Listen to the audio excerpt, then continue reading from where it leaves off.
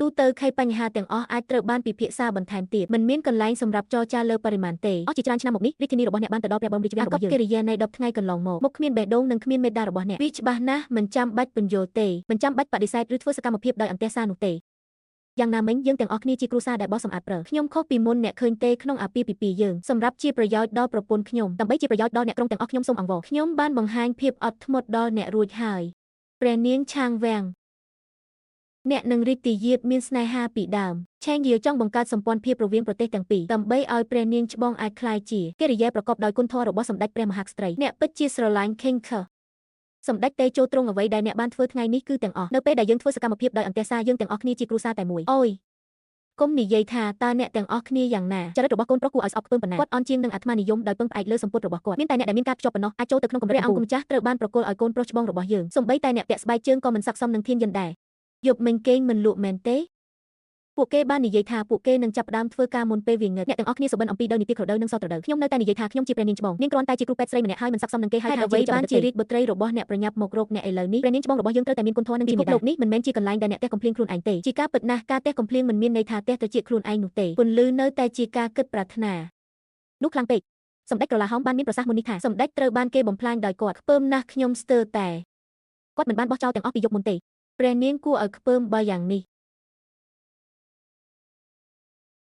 តើធ្វើដូចម្ដេចទើបអាចឲ្យប្រទេសរបស់យើងធ្លាក់ពីការជាប់គាំងធ្វើសំណើណាមួយដែលអ្នកចូលចិត្តយើងអាចធ្វើសំណើណាមួយ PCN បានយកយ៉ងភ្លាមធ្វើជាចំណាប់ខ្មាំងហើយប្រកូលប្រទេសជាបណ្ណាការយើងជាព្រឹទ្ធាចារ្យរបស់ណែនឆៅគឺជាឪពុកក្មេករបស់ខ្ញុំពិតព្រះកូនដ៏ចម្រើនខ្ញុំឆ្ងល់ថាតើចេតនារបស់អធិរាជគឺជាអ្វី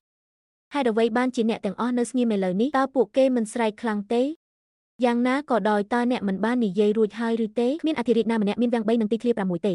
ព្រះនាងច្បងរបស់ខ្ញុំគឺដើម្បីឡើងសោយរាជ្យហើយក្លាយជាអធិរាជប្រវត្តិនិងស្ថានភាពរបស់អ្នកធ្វើឲ្យខ្ញុំព្រះនាងច្បងនិងព្រះនាងទាំង18អ្នកបាននិយាយថាការទទួលបានបន្ទុកគឺបានចាត់ទុកថាជាជំហានឡើងសម្រាប់ខ្ញុំតើអធិរាជអ្វីតើនាងអាចជាស្ត្រីដោយរបៀបណាតើមនុស្សស្រីមានបញ្ហាអ្វីហេតុអ្វីមិនខ្ញុំដឹងថាអ្នកជាក្រុមវាមិនចម្លែកទេដែលអ្នកដូចជាកង្កែបនៅបាត់អណ្ដូងមកយឺតហើយសូមប្រទេសរបស់អ្នកគួរតែជ្រើសរើសការផ្ដល់យោបល់របស់កូនប្រុសរបស់អធិរាជអ្នកជ្រើសរើសជម្រើសទី1ដែលអនុញ្ញាតឲ្យសម្ដេចក្រុងព្រះសម្ដេចតេជោធ្វើអត្តឃាតតើលោកនិយាយអ្វីតើនោះអាចទៅជាយ៉ាងណាឲ្យសម្ដេចព្រះបរមរតនកធ្វើអត្តឃាតអ្វីគឺដោយសារព្រះអង្គម្ចាស់គាត់បានស្លាប់កាលពី3ឆ្នាំមុនព្រះនាងណែនយ៉ាវបានជួយសង្គ្រោះគាត់បានយកជីវិតរបស់គាត់ហើយគាត់ក៏បានផ្ដួចផ្ដើមគំនិតដើម្បីទ្រាំទ្រនោះបាននិយាយថាគាត់នឹងស្រឡាញ់ព្រះនាងអស់មួយជីវិតទោះយ៉ាងណាក៏ដោយដើម្បីយកឈ្នះការក្បត់និងការក្បត់របស់ Yucharan ខ្ញុំបានបរាជ័យនៅបំណងល្អរបស់ម្ចាស់ក្ត្រីតើបេះដូងរបស់រីទីយាបមិនមែនជាបំណុលដែលគាត់ជំពាក់ឬតើវាជាបំណុលរបស់សម្ដេចក្រុងព្រះឬបញ្ហាដែលបង្កឡើងគួរតែត្រូវបានដោះស្រាយដោយអ្នកទទួលខុសត្រូវរីទីយាបនឹងទទួលខុសត្រូវលើ PCN គាត់គ្មានសិទ្ធិធ្វើវាតតែសោះកូនប្រុសបានទូចចង់បង្កើតរឿងឥតប្រយោជន៍បែបនេះព្រះអង្គស័ក្តិសមជាព្រះអង្គម្ចាស់អ្នកទាំងអស់គ្នាបិទបាំងអំពីកម្មផលរបស់អ្នកទាំងអស់គ្នាចង់ទាញយកប្រយោជន៍ពីឱកាសនេះតើបុរសដែលធ្វើបាបសម្ដេចក្រុងព្រះជាមាតារបស់សម្ដេចពាក្យរបស់ហែនមានទម្ងន់ដូចជើងកាមេរ៉ា9សំបីតែខ្លួនគាត់ក៏តើអ្នកមិនអាចធ្វើអ្វីដែលញូធ្វើបានតើអ្នកមានសិទ្ធិអ្វីខ្លាយជារាជទីយាបនោះហើយជាវាខ្ញុំពិតជារួចរាល់ហើយ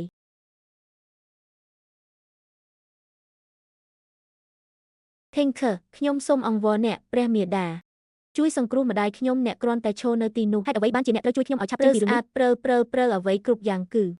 កំហុសរបស់ខ្ញុំគឺរៀបការជាមួយ Yutriel ពេលនោះសម្ដេចព្រះបរមរតនកបានបដិសេធជាដាច់ខាតគាត់ទើបតែរៀបការជាមួយនាងបន្ទាប់ពីរងការគំរាមធ្វើអត្តឃាត Tinker ប្រសិនបើអ្នកចង់បន្ទោសនរណាម្នាក់បន្ទោសខ្ញុំ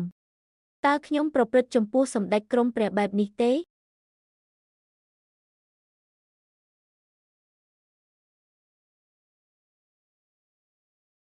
េខ្ញុំលុតជង្គង់នៅមុខអ្នកខ្ញុំដឹងថាខ្ញុំខុសខ្ញុំមិនគួរទុកឲ្យសម្ដេចក្រុងព្រះ Tinker P ដែលបានរៀបការជាមួយ Yutriel ស៊ីយ៉ានសំបីតែម្ដាយរបស់អ្នកក៏ចេះសុំការអនុគ្រោះដែរព្រះអង្គម្ចាស់សូមលុតជង្គង់ចុះ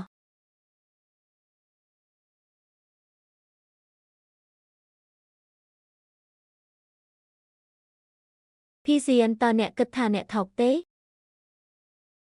ខ្ញុំមើលងាយយ៉ាន់ឈ្វីអលថាឆ្កេងញីអ្នកបានបញ្ឆោតខ្ញុំស្រឡាញ់អ្នកវាជាកំហុសរបស់យ៉ាន់ឈ្វីអលគ្រូសាយុនកុហកខ្ញុំសម្ដេចបិទមាត់គ្រូសាយ៉ាន់កុហកខ្ញុំយ៉ាន់ឆេងនៅតែនៅក្នុងវាំងការបង្ក្រាបព្រះនាងមិនមែនជាទំនួលខុសត្រូវរបស់អ្នកទេអ្នកបានធ្វើខុសនឹងខ្ញុំមែនទេ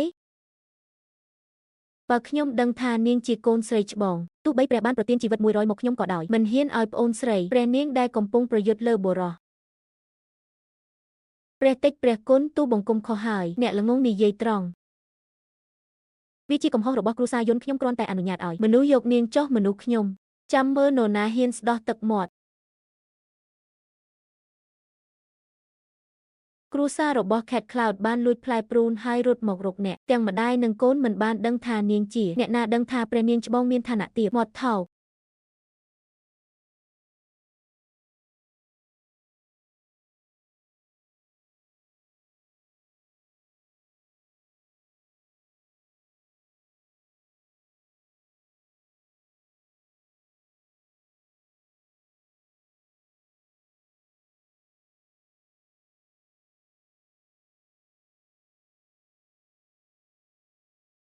ពាក្យខំឆ្កែជាពាក្យដែលគេមិនស្គាល់បំផុតប៉ុន្តែអាចនិយាយបានថាសូម្បីតែពាក្យមួយឃ្លាពីព្រះនាងច្បងរបស់ខ្ញុំចុងក្រោយ